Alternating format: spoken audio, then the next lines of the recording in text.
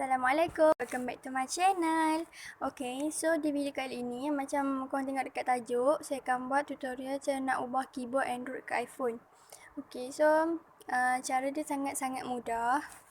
Okay, link aplikasi tu saya akan letak dekat description box. So kalau korang nak download, korang tengok dekat description box tau, okay. Jadi tanpa membuang masa, jom kita start. Okay, so first kali korang download dulu link yang saya bagi dekat description box tu.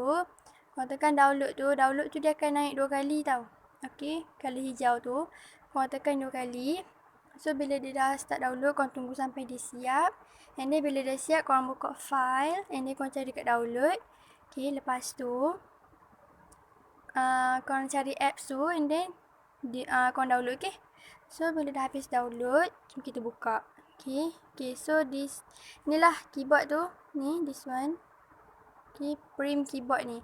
Okay, so kita buka. Okay, bila korang buka, mula-mula sekali dia akan naik macam dia suruh korang enable kan. So korang enable kan dulu. Okay, so yang ni adalah yang kedua. Okay, yang kedua ni dia tulis set prim keyboard as default. So korang tekan kali biru ni. And then korang tekan prim keyboard. Okay, so bila dah siap, kalau korang nak test dulu, nak tengok keyboard dia, korang boleh test. Okay, so this one. Okay, keyboard dia memang sangat-sangat memang macam iPhone. Okay, so siapa yang nak keyboard iPhone ni, korang boleh download cepat. Okay, link dekat bawah.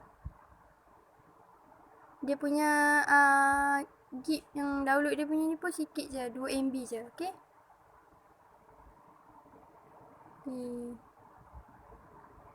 okay guys, so setakat ni je dulu untuk kali ni. So harap korang faham and korang enjoy semua video saya. And jangan lupa like, comment, share and subscribe. Bye bye. Assalamualaikum.